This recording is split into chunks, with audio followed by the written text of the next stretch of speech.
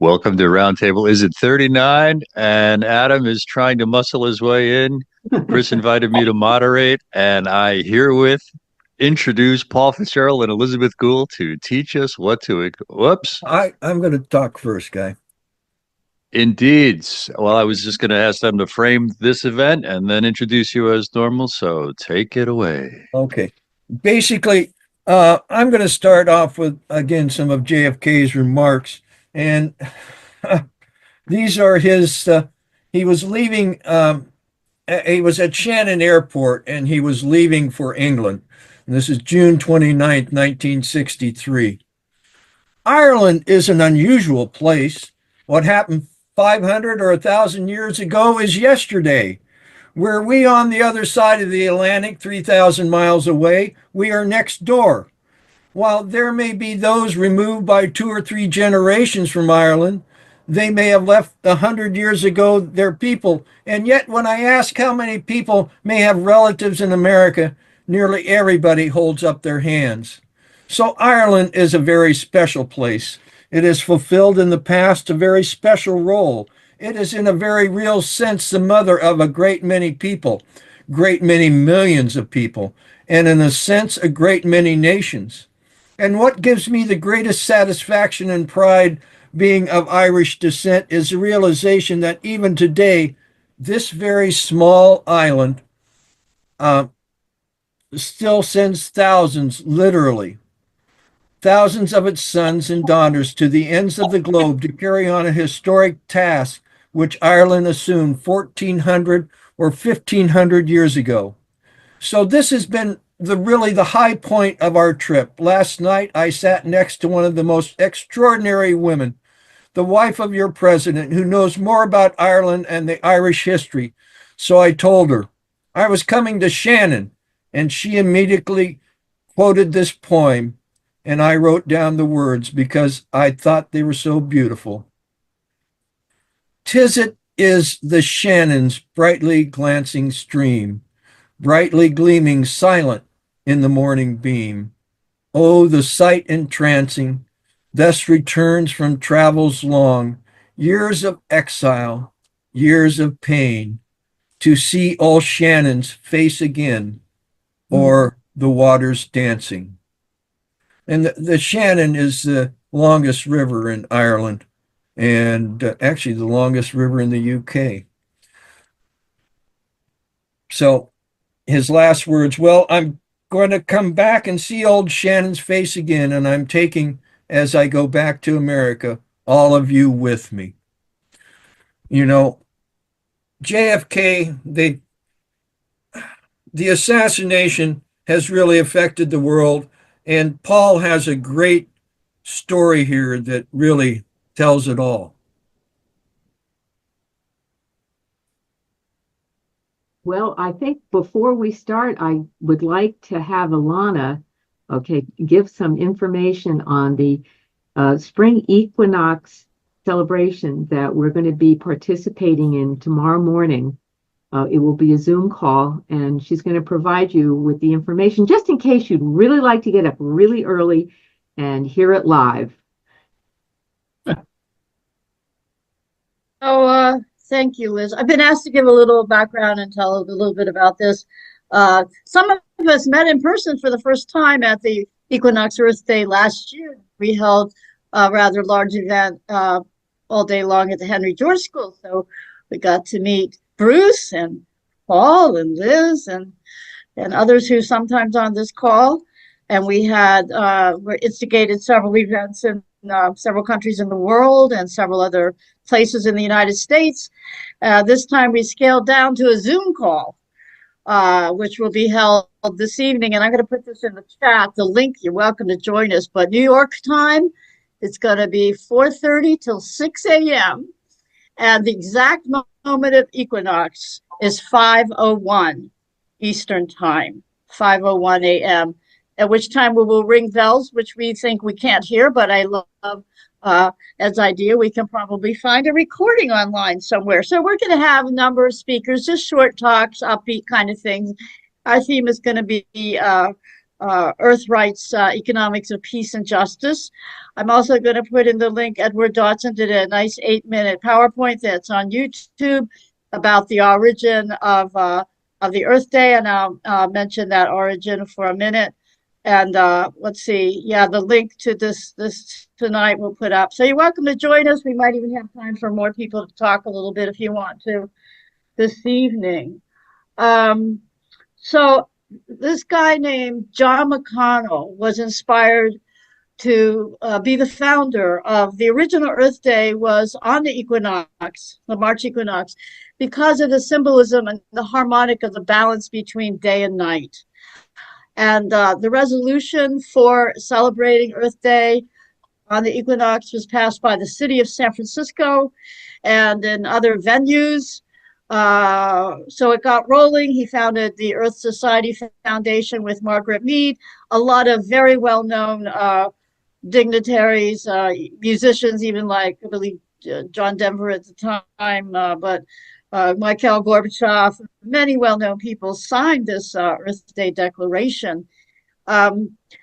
John was giving a talk about it at a meeting at the United Nations, and there were a couple of people there who were planning these environmental teach-ins for April 22nd, and they liked that phrase, Earth Day. So they just grabbed it and took off with it, and money and attention then went to the April 22nd Earth Day. But for 50 years, the Earth Society Foundation, again, originating with Margaret Mead and John McConnell, have been nearly every year ringing the very special peace bell within the United Nations, which was created by the Japanese people who taken weaponry after World War II, melted it down and made the peace bell and gave it to the UN. So they have traditionally had speakers and celebrations nearly every year at the exact moment of the equinox. So the reason that we started working with them in particular last year was to bring forth John McConnell's economics, which is the economics of peace, which is the Henry George wisdom teachings of economics. So he thoroughly understood the topic that we've brought up many times here in this roundtable about Henry George economics. So we wanted to bring out the economics of peace, and then Liz and Paul and others on this call got very interested and excited to hear about it, which is why we're continuing the theme today. But this economics of peace has been like kept underground, is kept a big secret, because it really does threaten how the wealthy and the powerful keep and maintain vast amounts of wealth. And there's a whole story of the corruption of economics. So, okay, I've got to go now, and there's another Milligan there. And I'm going to pass it on, I guess, to Paul and Liz, and I'm going to put the things I'm mentioning in the chat. So you know how to save the chat so you have it. And I do hope if you can join us tonight. If you can't sleep in the middle of the night, you know what to do. Exactly. If you can't sleep, join us. And we're going to be actually contributing through the JFK connection, because when JFK was assassinated, John McConnell really pulled an amazing event off, recognizing obviously the trauma that the country was in, that we're going to be talking about tomorrow morning. So if you're interested, we hope you'll join with us. And now Paul is going to take on a different component of the JFK story that goes back actually into the deep history and brings it forward again. So take it away, Paul. Okay. Thank you, Chris, for that introduction. Chris, I just want to make sure you're recording. Yes. Thank you. Okay.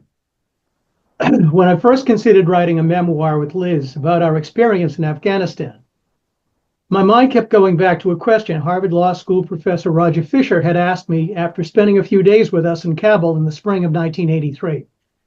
How do you know how to do this? He asked. Up to that moment, the only question in my mind was how I was going to get it done, not how I knew how to get it done. It wasn't just a matter of semantics. I'd burned up almost 20 pounds in the mad dash to Kabul, pulling the TV crew together for a coast-to-coast broadcast on Ted Koppel's Nightline, working up the itinerary and preparing the questions for what Jimmy Carter had called the greatest threat to peace since World War II. how I'd managed to negotiate the internecine bureaucracy of the Soviet-occupied People's Democratic Party of Afghanistan and gained access to their highest level of officials was not something I'd had time to reflect on. I'd just done it.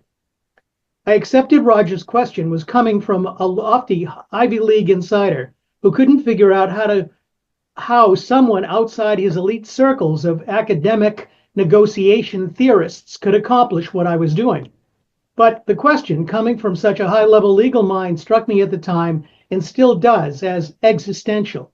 How did I instinctively know how to do this? It wasn't until 5 years later, when I started writing screenplays, that I began to understand what some would call the occult nature of narrative creation. A personal transformation occurs when you write a screenplay. You discover things about yourself you didn't necessarily know were there and have to animate them to get where you're going. As the story comes alive, it begins to write itself, almost as if it were already written and you're channeling it. It's the one aspect of screenwriting they don't tell you about in class, but it's the most important because it's where the magic of creation takes place. Much is involved in the process of converting a mental image to the screen, both linguistic and numerical. Anthony Burgess, author of A Clockwork Orange, talked about the importance of number in the updated 1986 introduction of his novel, and how his New York publisher had misused it by deleting the 21st chapter. Learning of Burgess's use of number led me to the Renaissance Neoplatonist, Dr. John Dee, Queen Elizabeth's astrologer, and a whole new world opened before my eyes. During Dee's era, mathematics was considered to be a form of magic, and mathematicians were considered sorcerers. In the opening remarks to his mathematics preface to Euclid, The Elements of Geometry, Dee argued the importance of mathematics rested on numbers and the intermediary role they played between the natural and supernatural levels of the cosmos, and that as intermediaries, numbers participated in everything from the divine to the mundane.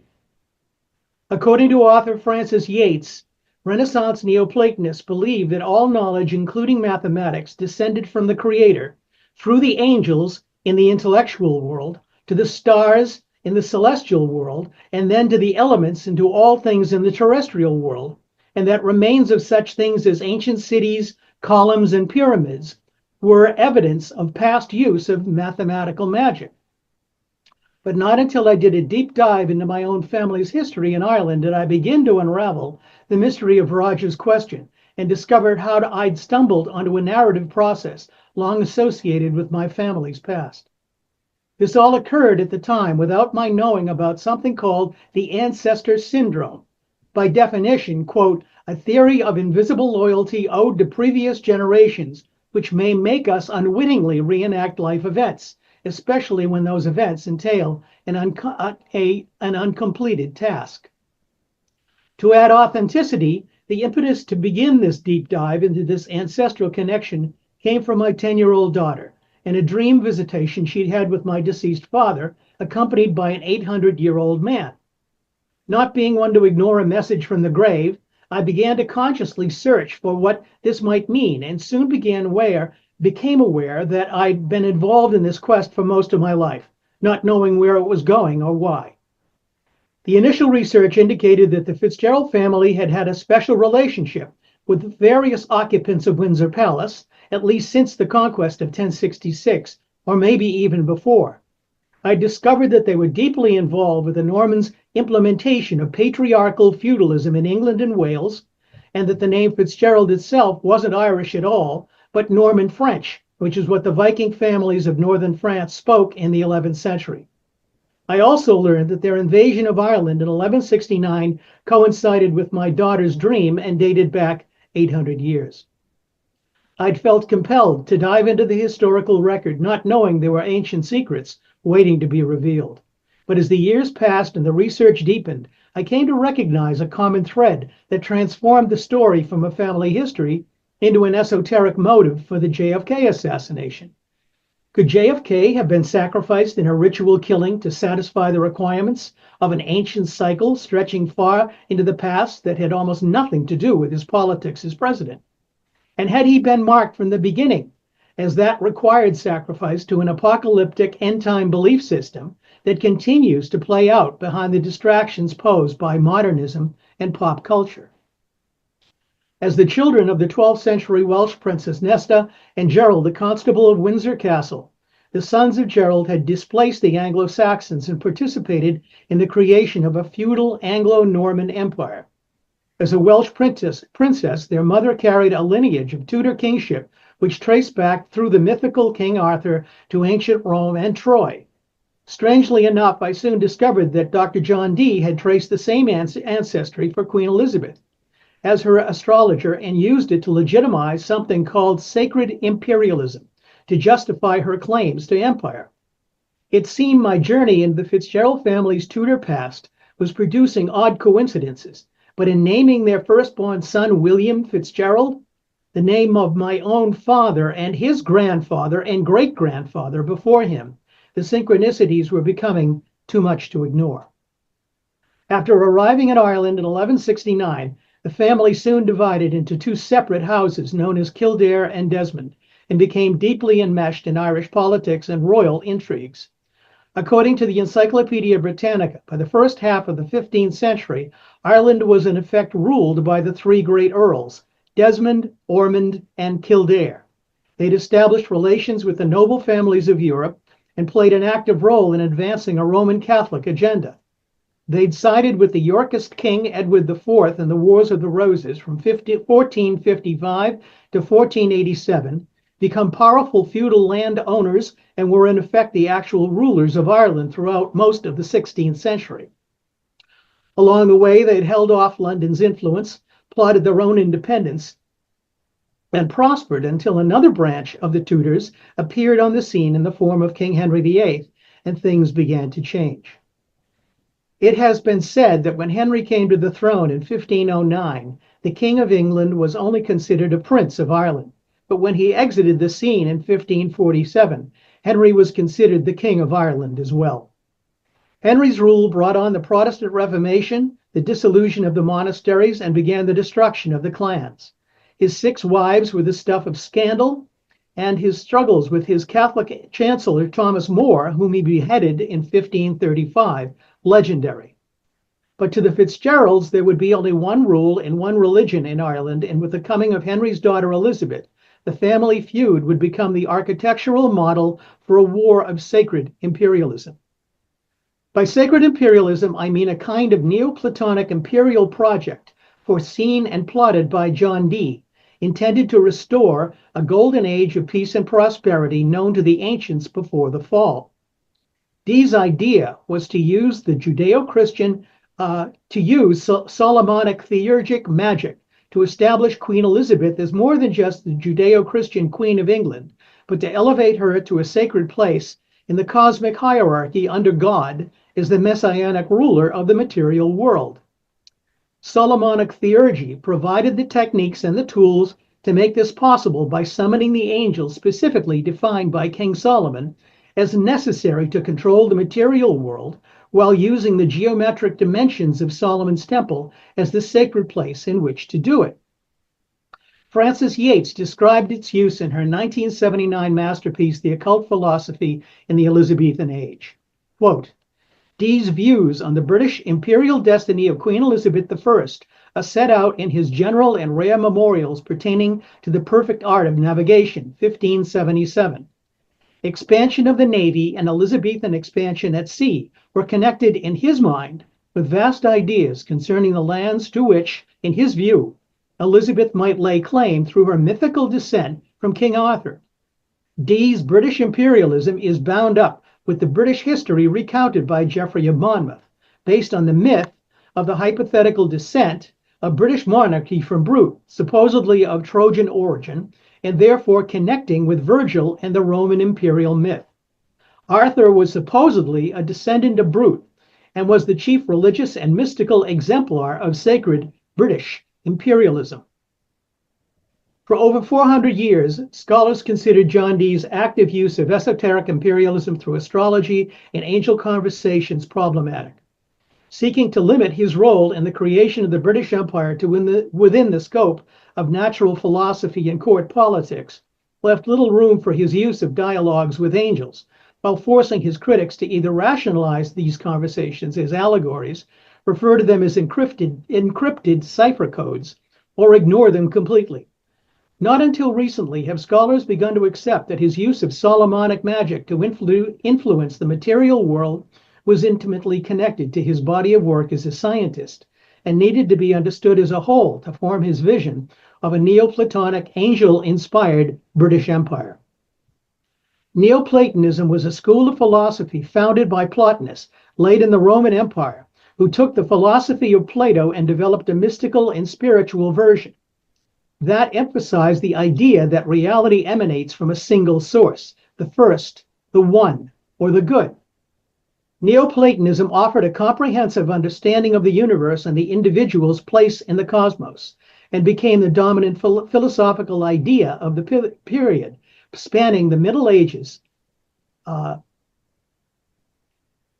middle of the third to the middle of the 7th century.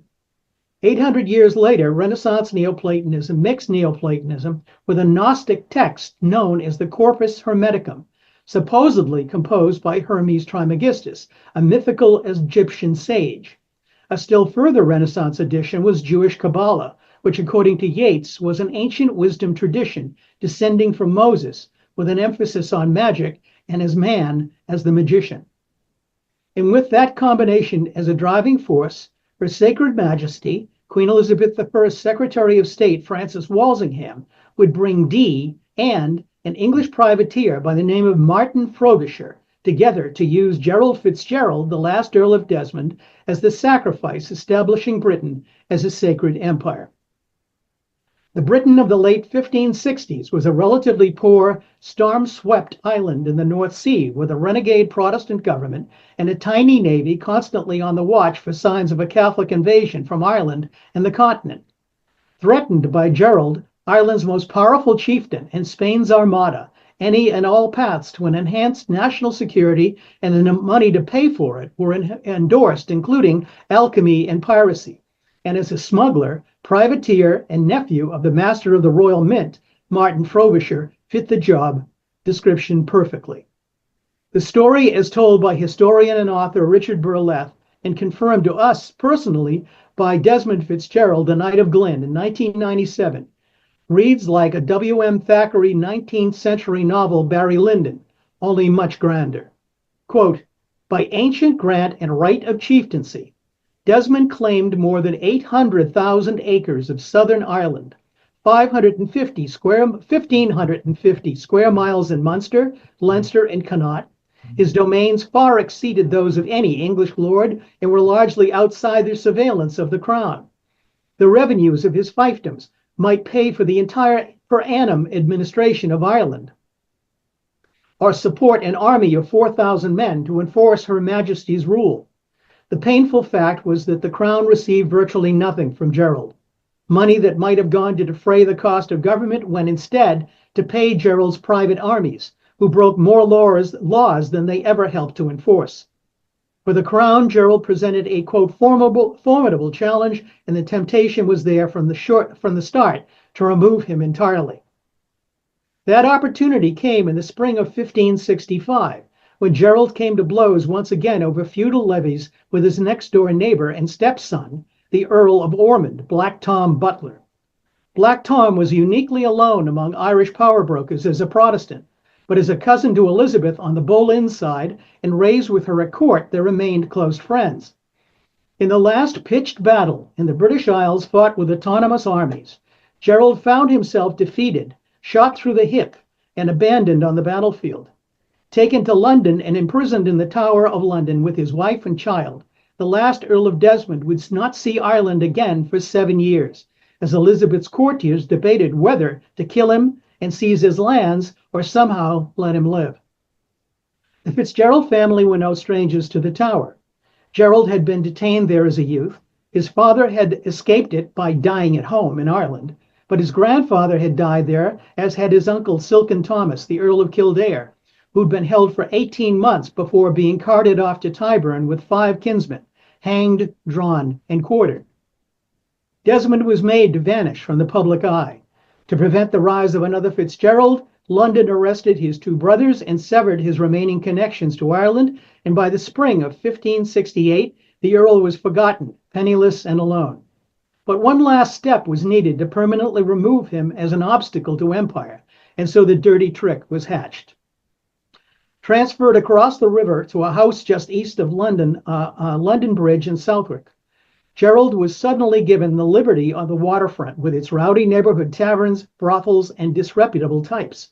And so it was there by no coincidence that he crossed paths with a pirate sea captain familiar with the Irish coastline who could smuggle him back to Ireland named Frobisher.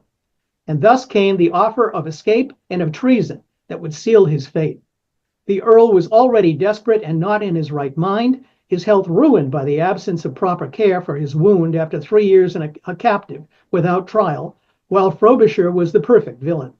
One official state paper described him as having, quote, such a monstrous mind that the whole kingdom could not contain it. Arrested on a London wharf, armed and incognito, Gerald was hauled before Francis Walsingham and charged with violating parole and plotting treason, of which, to no one's surprise, he was convicted. His doom sealed by the testimony of no one less than Martin Frobisher. As told by Richard Burleth, quote, before Frobisher had consented to play Judas, the crown had already decided its course in Ireland, and the Earl was the necessary sacrifice to the success of the new policy, end of quote. In my mind, I'd never linked the assassination of John Fitzgerald Kennedy in Dallas that November of 1963 to the sacrifice of his 16th century ancestor, Gerald Fitzgerald. But when I compared the personalities, the bloodlines, and the paths the two had taken, when I discovered the magical influence of John Dee on the British Empire, and that Dee had been directed to, quote, instruct Frobisher in the rules of geometry and cosmography, and that that Gerald's death began at the Empire's start and JFK's its end, I began to see the evidence of a cosmic play unfolding, and that JFK was the final act in an ancient ritual. Despite JFK's assassination, the desire for a better world exploded in the years following his death. America's youth were ready for the promised new world of peace and love, and yet, as always, it never happened. Was JFK the final sacrifice to complete the cycle of empire creation, begun with the sacrifice of Gerald Fitzgerald in 1583? Or were the deaths of both about something else larger than we've ever been led to understand, dating back to an origin time and held in the dark by secret societies pledged to keep us from interfering with their plan? This is the first part of an idea we present today that will form the beginning of our valediction revelation, and there will be much more to come. But if one thing alone can be said to tie the elements of the story together from its ancient beginnings to tomorrow's news reports, from magic to Plato and to sacred geometry, to the Knights Templar, to the foundations of Masonry, to the establishment of royal lines of succession, and the cosmopolitics of Dr. John Dee's sacred hierarchy, it is the rebuilding of the Temple of Solomon. Thank you. Amen.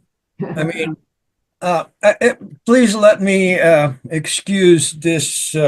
We had some problems with Zoom, and so we started a little bit late, and we got a little bit of discombobulated, you might say. But what Paul just said there and his research really shows the nub of the matter. And now, Paul, the night he was killed in 1563, is that correct? No, 1583. Okay. 1583. Okay, so that's 380 years from 1963.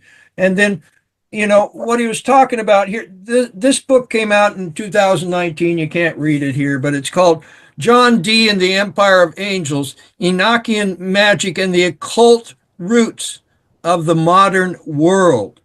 Okay, so, you know, historians are starting to look behind the curtain, you might say, and giving us some ability to try and understand how we got here. And Lord have mercy.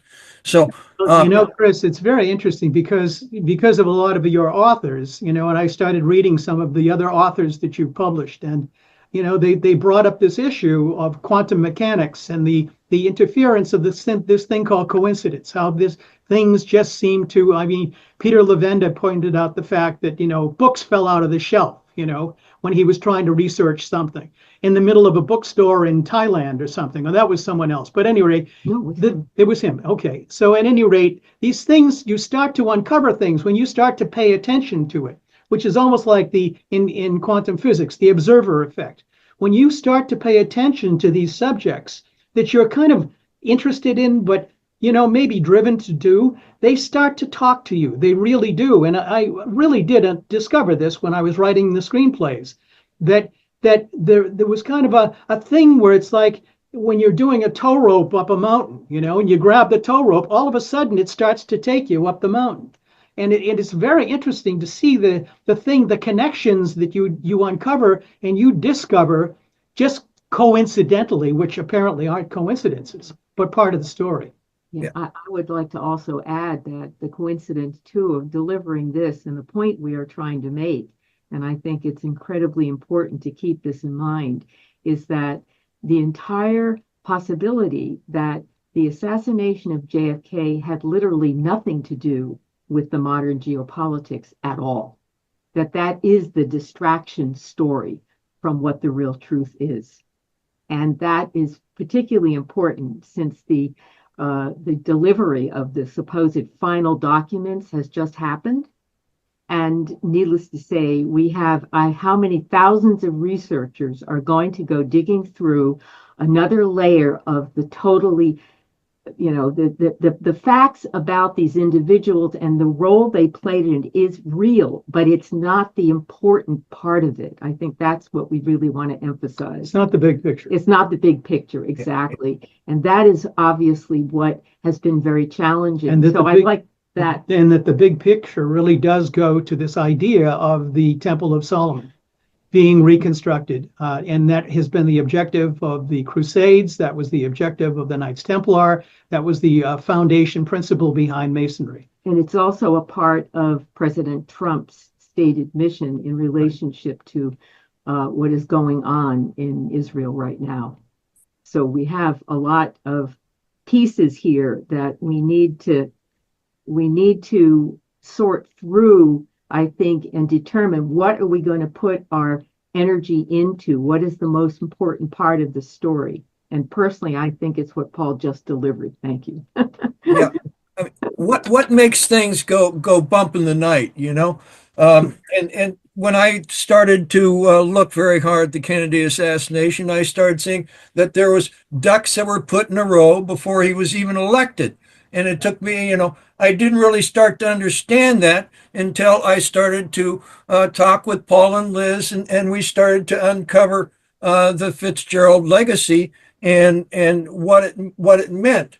And so let's open it up to discussion here. I see a hand up there. Ruth, unmute yourself. I just did. First of all, you put so much together, Paul, so many threads. This tapestry is really becoming very, very clear. And what I've been paying attention to the spiritual obfuscation of the evolutionary destiny of humanity that has been clouded and obfuscated from their reclaiming who they really are. And almost all of the religions have done this. And what it is that you're talking about that John Dee understood, and a lot of these people have understood, is the truth of an incredible power that every one of us has to create reality. But we have been overwhelmed with viral thought forms by the established authorities to not ever think that we could do this and that we have direct relationship with this. And I feel like you're telling a story of the point at which this really, took hold in the established politics and governance and religions all over Europe, and I think it's everywhere. But I feel like what you're doing is giving a drawing the curtain in a very, very concrete way of this fracturing that has been done to all of us. And that I also feel like, just like you're saying, it's not about the politics, it's about the fracturing and the continuation of the rituals of fracturing. And what I feel at this point is the only way out of this conundrum that we're all in right now is for human beings, all of us, to reclaim this power. Exactly. I mean, Henry VIII created the Church of England in order to seize these powers for themselves. And it's always been painted as this kind of issue over whether, over his wives. The Pope wouldn't allow him to marry someone, and so the fact is that happened to be an aspect of the case. But the fact is that, the hierarchy of the Church of England was as much the same as the hierarchy of the Pope. In fact, it was established on the same basis. So the fact is that and those hierarchies were there to maintain the control of the priesthood, regardless of what the religion was. And so that's something that that most people just don't understand. And the fact is that even during that time period, the witch craze in the United States, in America, that happened in the 1600s, was certainly a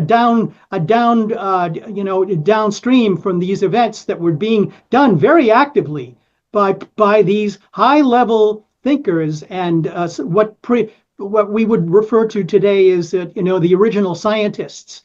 All these things that they were dabbling in were physics, essentially, and all the places that were endowed with their studies and their books were all the places in Cambridge and Oxford that eventually turned into physics labs and things like that. So these are the kinds of things that quantum mechanics are incorporate a lot of the things that were at the time considered magic.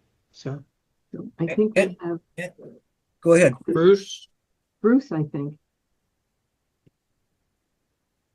Actually, I'll defer to Alan in the comments. Can Paul say again the importance of rebuilding the Temple of Solomon, and is this a good or bad objective? And then I do have a question. Yeah, well, the issue is that the Temple of Solomon represents the perfect harmony. The objective is to establish the sacred hierarchy from God through his elected person. This is where the divine right of kings comes from. That the chosen individual, it was part of the Roman Empire. The Roman Emperor took on this crown as the desired inheritor of God's will. And that was passed down bit by bit by bit through the various levels. And Francis Yates articulates it pretty clearly. You have the intellectual level that the angels work through, and then you work through the celestial level, and then they work down to the terrestrial level. But all things incorporate God's wisdom, and that's the idea. It's interpreted in different ways. Well, I'd like to add, I think the point about the rebuilding of the temple is that is literally part of the crisis we're in, where you have different competing systems, represented, by this, what might be the secret societies or the various bloodlines that are still vying to be the ones controlling at the end of time. And so all of this is really part of their problem. I don't think it's our problem. We don't need to rebuild the temple. We already have the temple in us. We already know we are the temple, okay? And we don't, this is their problem. So that's what I would say about this fuss about rebuilding the temple, which has turned into a phenomenally serious bloodbath. We know that. So that is where I would like that idea to be put, that's their problem. What can we do to take the power of the idea of the temple representing perfection in physical form? And that's my point about saying we are the temple. Right. Human beings are the temple now. And that's what I think we should move forward with. It's a control mechanism of what they're saying. Okay, well, I'm the king, so I need to rule, and it comes from God. It's just a narrative of a control mechanism. And I think it's very, today happens to be March 19th, okay, which is the original Earth Day, okay, and this just happened we've been doing these roundtables now for 3+ years, and we do them on a Wednesday. And it just so happened that, we ended up here on March 19th. And also, Casey talks about March 19th as being Christ's birthday, too. So I find this very auspicious that all of this is happening, and that because, John McConnell was very much, working with very respectful of JFK. And so this is just very, very, very wonderful. I think Bruce, I think you had a question. Yeah, it's I think consistent with all that I'm hearing. In the game that they're playing and their endeavors in competition to be the rulers who create the temple, our role in their eyes is becoming crystal clear. We're just fodder. We are just exploited practically as the values and the efforts of empire for the last 800 years or so, which is a totally exploitive model. So anything that is the antidote to that, and I'll just mention the history of American economics before Henry George, Alexander Hamilton's American system, and the work of Anton Chaikin, this showing how the intentional intention of that economics, embraced by Abraham Lincoln and others, was to elevate and equalize the conditions of humanity around the globe to the end of creating independent nations that were prosperous in their own rights because of their domestic economies, intentionally sharing America's best technologies and innovations with all the nations of the world so that all could be as prosperous as they could be and as strong in their own self-defense as they could be. So one group of nations couldn't conquer, dominate, and exploit, which we have seen through today in that model of exploitation. But this is so satisfying, this deep, now once something makes sense, it's just so empowering. So thank you, Paul and Liz and everyone who's done so much work to bring all this to light, Chris included. Yeah, so Edward Dodson and Ruth, did you have your hand up or was that from before? Oh, you did. Okay, and then I'll pick on you. So Ed, you can unmute. Yeah. For decades, I've been a sort of historian without portfolio. I'm a reasonably well-educated person who took on the task of writing my own version of world history. I recently sent out everyone the final chapter to the first volume of the book that I wrote that takes on all of these issues. I don't know what to make of what Paul just told us. Probably because my source documents for my own writing have come from most of the mainstream writers. Trevelyan, Cecil Woodham Smith, and British historian Roy Douglas come to mind. What I learned about European history from the early on is that European lords, European factions operated from a very tribal point of view. And if you're not in my tribe, you're basically the enemy, you're a barbarian, and compromise with you is not something I'm going to undertake lightly. And so as I studied that history and wrote about it, it just was amazing to me that the population of European societies ever increased. There was so much killing that went on, from all sides, whether ethnic, religious, and then the landowners fighting one another to control the land and natural resources, the peasants uprising against that, being put back into their place or into serfdom or near slavery. But I can understand how this might be deeply motivated by religion, by a strange attachment to religion or spirituality. Because in the current work that I've done to study the evolution of the U.S. Constitution, and of course I'm teaching right now, at the end of the course, I take on Christian nationalism.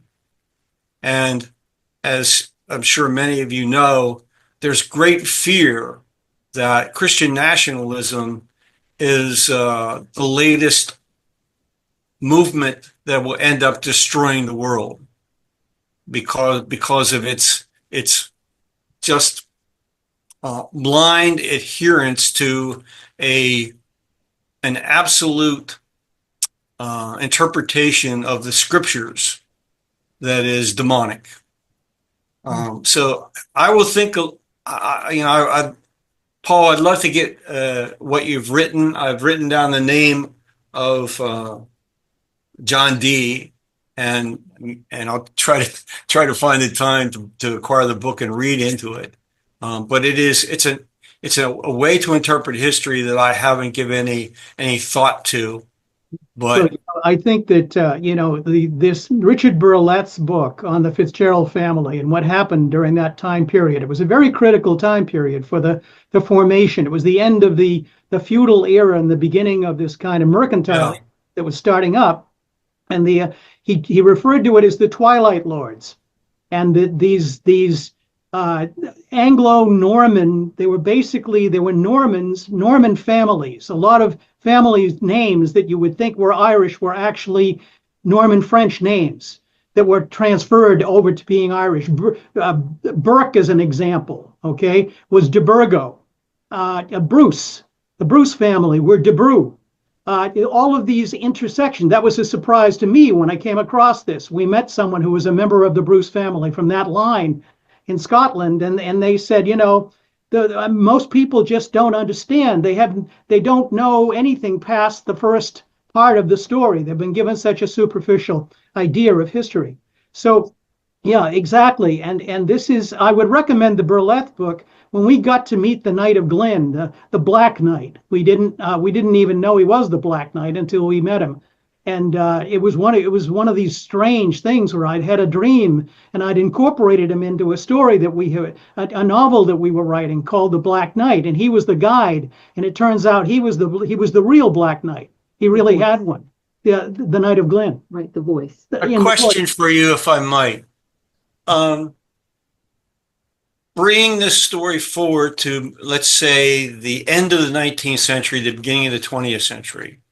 Do you see any direct connection to the Anglo-American unity for trying to dominate the world through Cecil Rhodes and the Trilateral Commission, the Roundtables, and all that? Yeah. By all means. Oh, yeah. They went out of their way to establish, an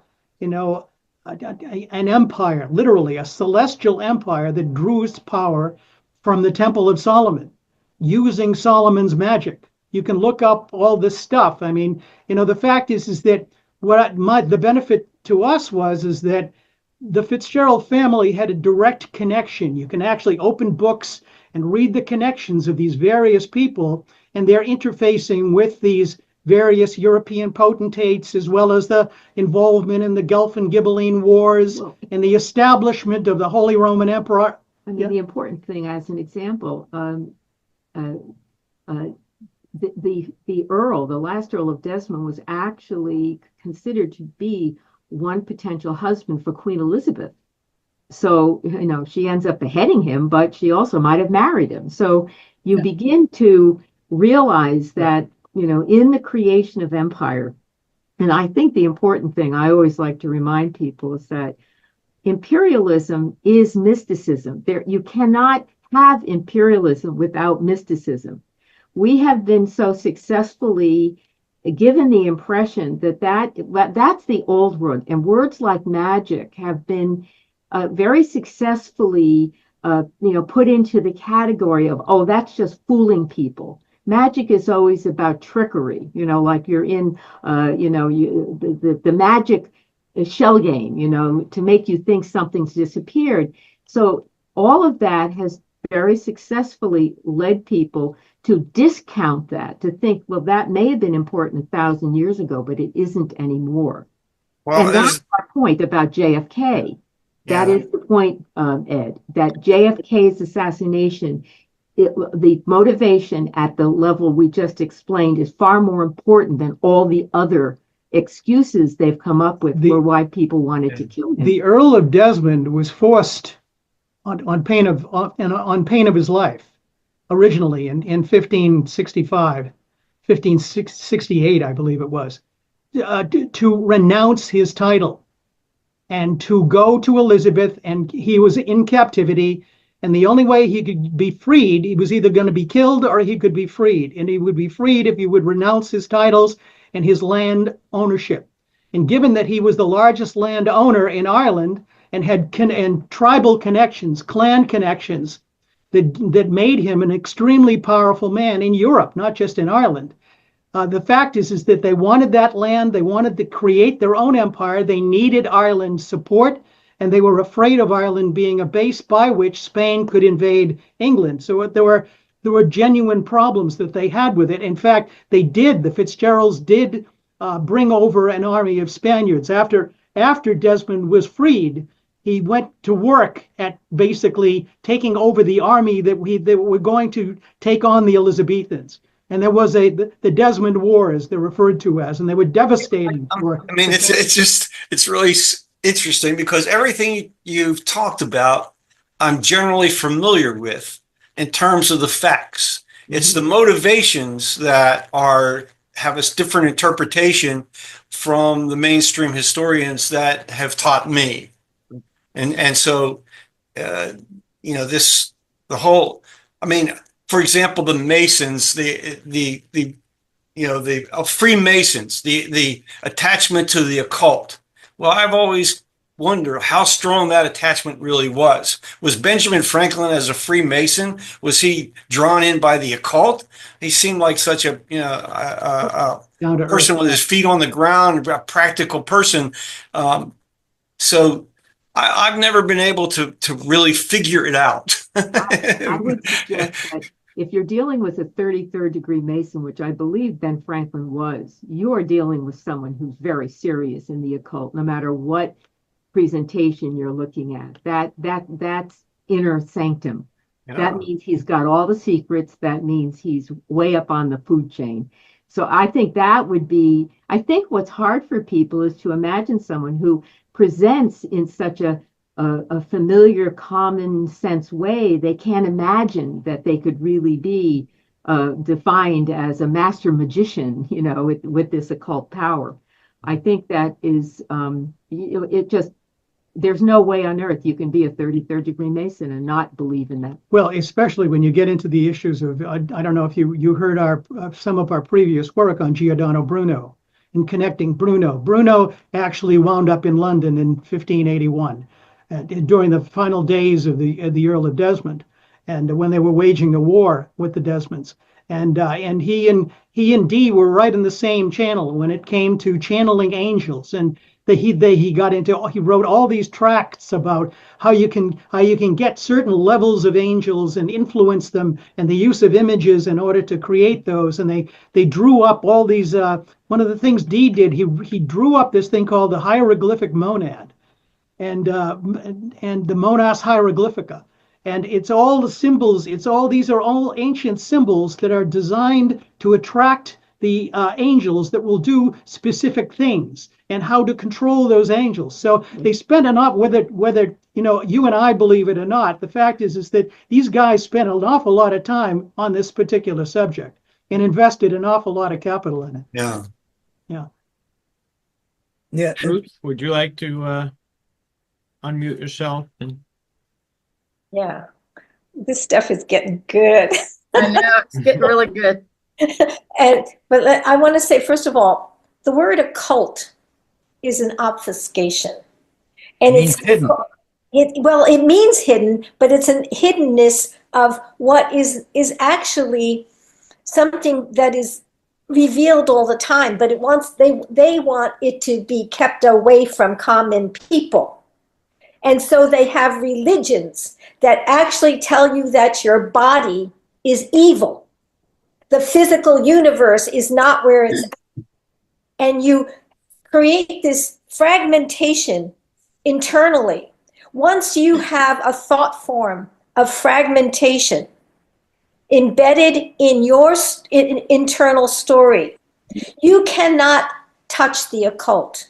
You cannot touch this power, because it's about your own mind and the power of mind. And one of the teachings of Hermes Trismegistus, the first teaching, is that all is mind. As above, so below. As inside, so outside. Cause and effect. All these things are about the fact that our mind is interfacing directly with the creation of reality all the time. What we create inside is what is manifest outside. What we create below is what is, what is above is below. There is a quantum field that we are. This is what our physics is now telling us, which the Egyptians understood, and Hermes Trismegistus had been teaching this all over the world.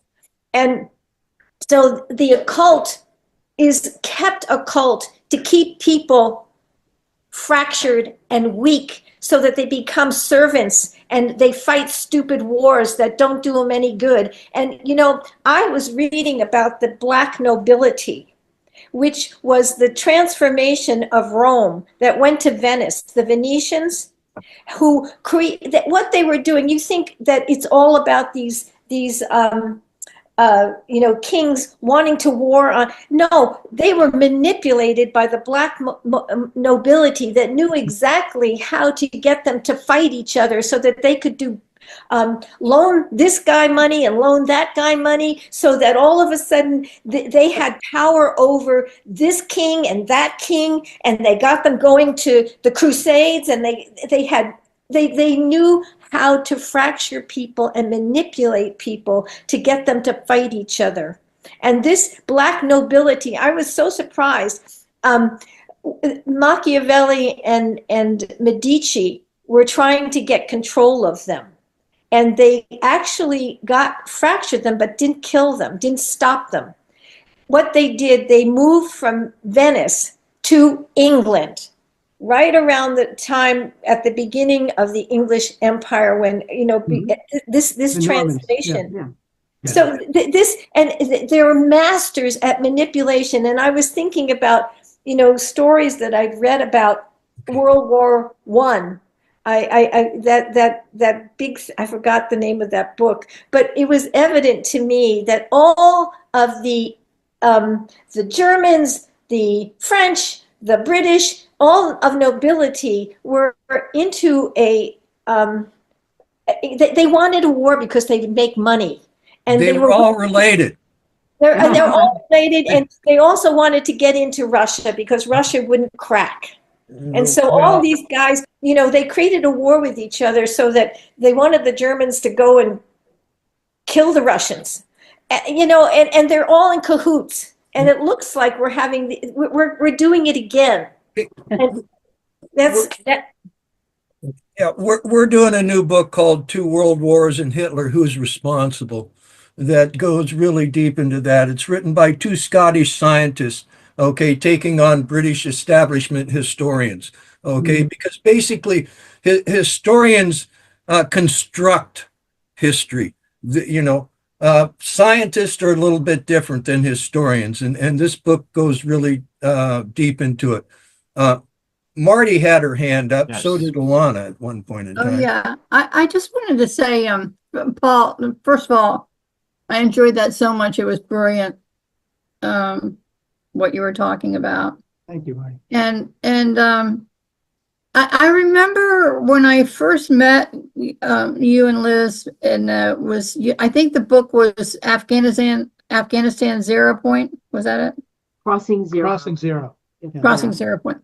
War at the time, I was asked to be your escort, and then the book was endorsed. Where I'm in Carmel, California, but the book was endorsed by Naval Intelligence on that the Afghan and the Irish were both all worshiping Enoch, and just going way, way, way, way back. And it's just like one moment's connected to the next. And I just want to say, Ruth, you nailed it when you're talking about what we think we create. It's just, we're at this critical point where humanity is at the point of breaking through divinity. And well, Marty, that was always an issue with that's why you got burnt at the stake if you got too close to the truth of what the matter was here. The Catholic Church did not like the fact that you were knowing more than the priesthood was trained in order to keep you in your casket, as it were. Right. The people's imaginations kept breaking out of it. I had the benefit of 8 years of Catholic education growing up.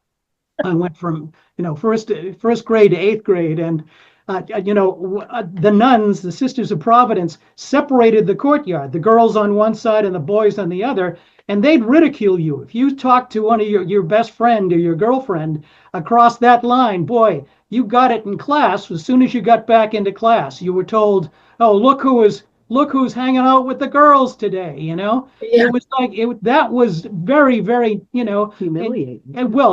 They would humiliate you. The first day we had this nun came back. She had been in another part of the country, and she came back, and my brother had been there 12 years before me. And she stood up and she said, "Paul Fitzgerald, stand up in this class." So I stood up. This would have been 7th grade.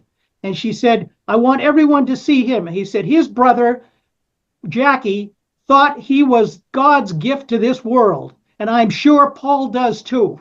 So just in case, I wanted, this is the indoctrination I got when I was, 12, 13, 14 years old. So, I got a good sample of it. That's why he told the church when he was like 14, he's had enough. I see when I graduated from 8th grade, I said, "Thank you very much. I think I've had enough." And that was it. But, Yeah. Yeah. Right. Alana, yeah. Alana, you. Okay, so well, since Paul said that, I had to bring up the Charles Avila's very important book on ownership, early Christian teachings. I don't know if we've talked with you about that before. Maybe Liz knows about it, but thorough research how the first 3 centuries after Jesus, it was pretty pure. And then the church had to figure out how to get the Christians to fight their Roman wars when Rome adopted Christianity. Christianity lost its economics of peace, its justice economics, totally discarded. And so you have these distorted teachings that Paul was apparently victimized and traumatized from. And all of us have our stories of a corrupted religion, I think. And then Marty, which I love seeing her flowers in her house and the guitar in the background. I'd love to meet you someday. Yeah. I like So she's talking about manipulation and so on. The 3rd chakra, the power chakra in the belly, is manipura in Sanskrit. That means manipulate. So we're all in this flesh, and we manipulate, even to take a spoon to put food in our mouth. It's a type of manipulation. And then as we control the mind, and you've all also been, we talk about mystical powers, is the power of having acute power of controlling and focusing of our own mind. And whatever aids help that is some kind of angelic powers that we can conjure up. It really is about the power of the human mind, is it not? To manifest, to manipulate, to manifest. But the question I have, and I'd love some thoughts on this, it's really about intention. And so when you describe the wars, the money manipulations, the black nobility, and so on, all these underhanded things to gain power and control, that's because it's a strong intention. And it's the ability thus to manifest in this created 3-dimensional world. Now, centuries and eons of time, human beings have been fighting against each other. Many people were just pawns, but the higher ups fighting against for control of territory to grab the land of the other. And we just we're told the big story about what happened with Scotland and Queen Elizabeth and how the land was grabbed and the murders and the hangings and so on when you grab the land away from those who have control over it, right? So wouldn't it be a huge switch to go from the intention of grabbing other people's territory to have the intention of sharing this planet with everybody as one human family? If you could think for a moment, what would it do? Oh, hey, Ruth, would it be like to just feel it within ourselves right now? If I move from I want to grab what others have so I can be bigger to I really want us all to share so our basic needs are met so we can all expand mentally and spiritually. Isn't that some kind of really deep shift of the neurons in the brain and the heart? I think it's No. happening, Alana. I think that is what is taking place. And I think there is an addiction that many people are suffering through that believe that the solution to their problems is acquiring money. And that to me is the primary addiction that, you know, money follows what you do. The ability to support each other follows what you do. So when you talk about intention, you want to give a gift. What you're trying to do is give your gifts to the world, whatever it is. But people have replaced that with the idea of getting money. That's how you end up with a salesperson selling OxyContin to doctors to poison their neighbors and think it's okay because they got 3 kids to feed. Ed. Ed was going first, and then after Ed, Ruth, I'll get to you. So, Well, I just wanted to point out to Chris, you mentioned this book that's coming out on the First and Second World Wars. If the authors aren't already familiar with this book, which was one of the first anti-war tracts that came out in 1915, it was authored by Francis Nielsen. Nielsen was a member of Parliament, and he resigned his seat in Parliament and left the United Kingdom in protest for the British entry in the war. And his book, How Diplomats Make War, contained a lot of the source, information about what was being talked about.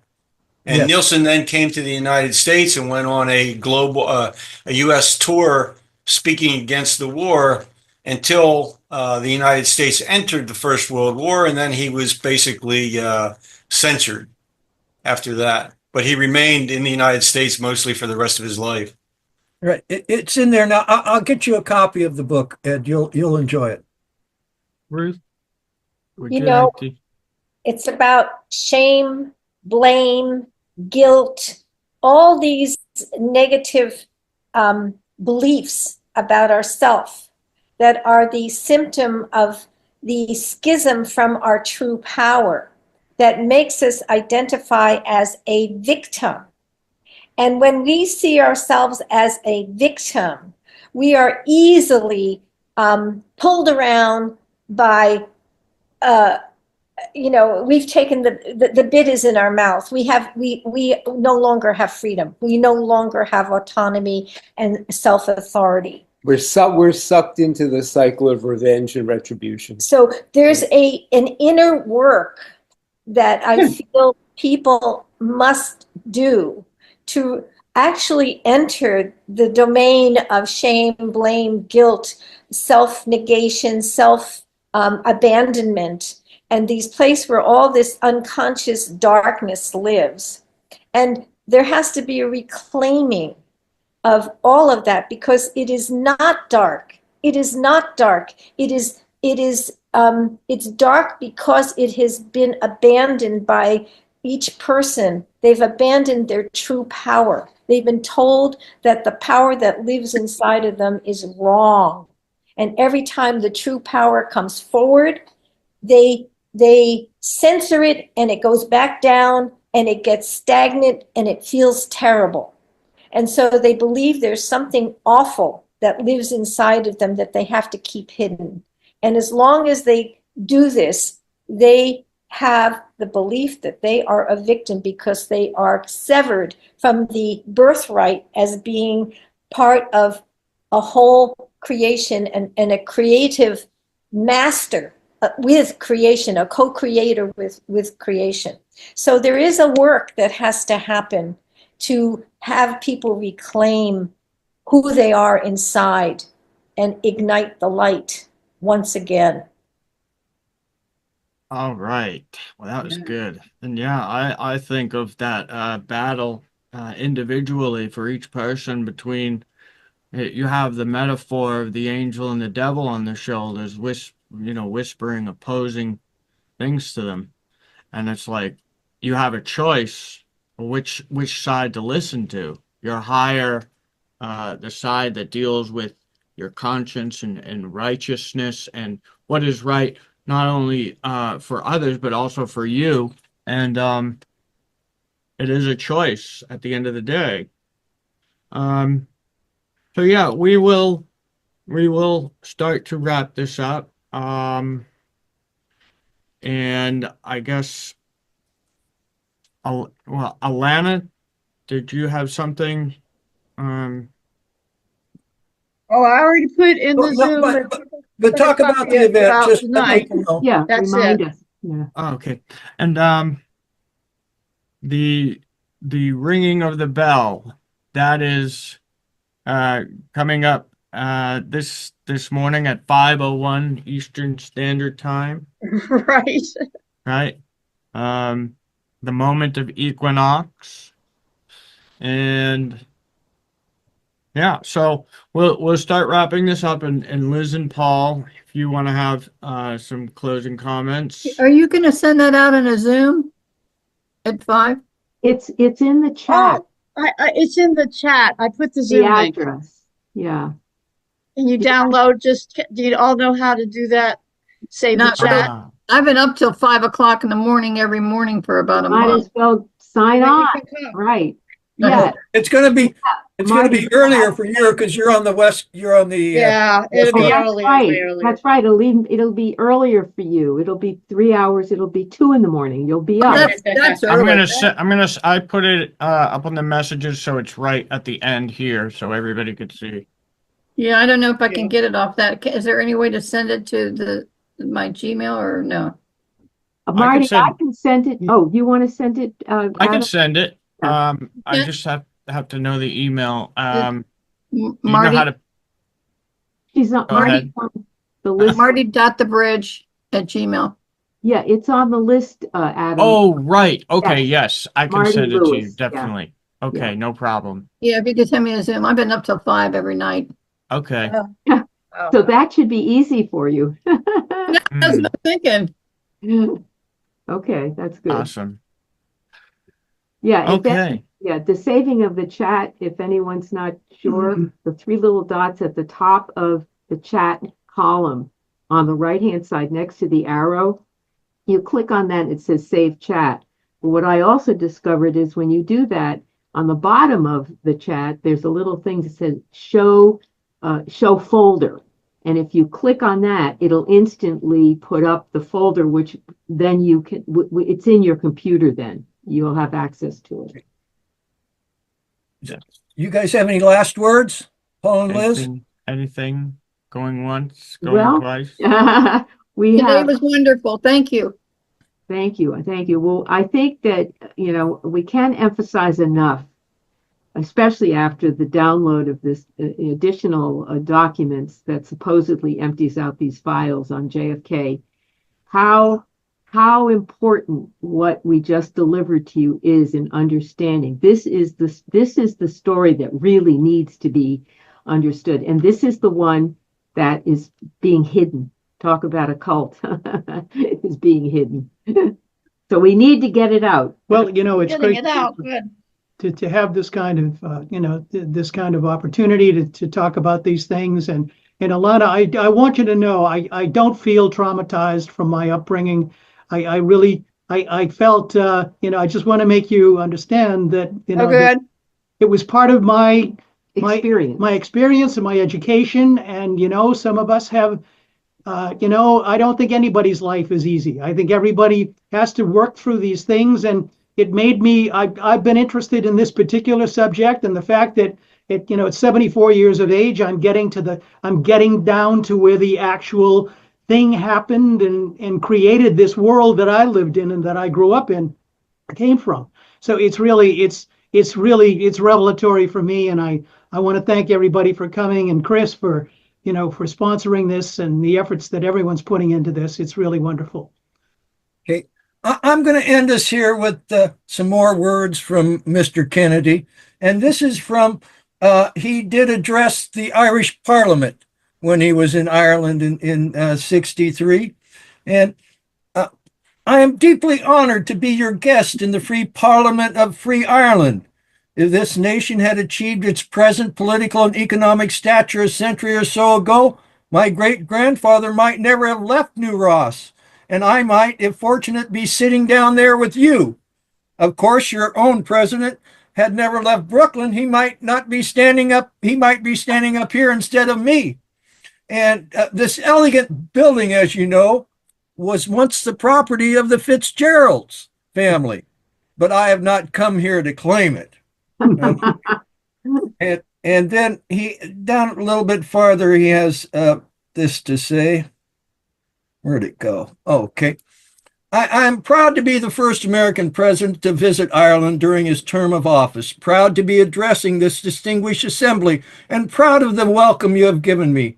My presence and your welcome, however, only symbolizes the many and the enduring links which have bound the Irish and the Americans since the early days.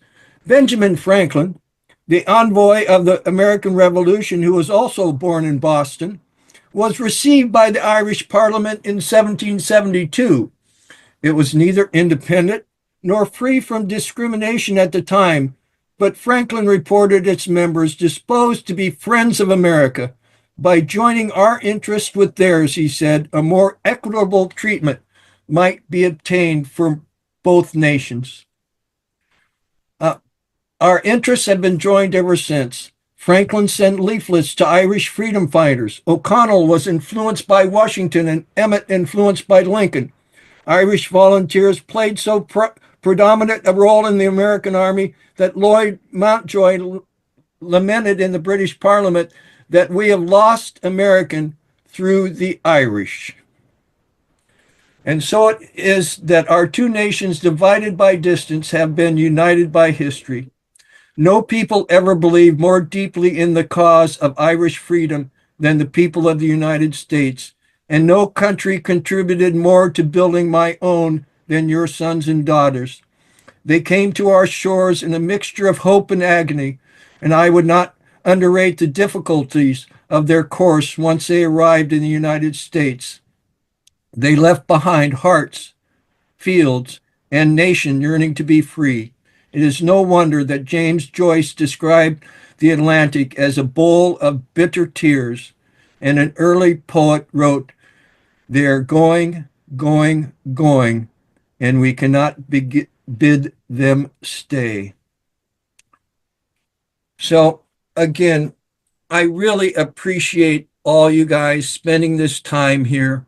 And we are just one people living on a blue ball spinning through space. And it's up to us that our children have a future. Amen.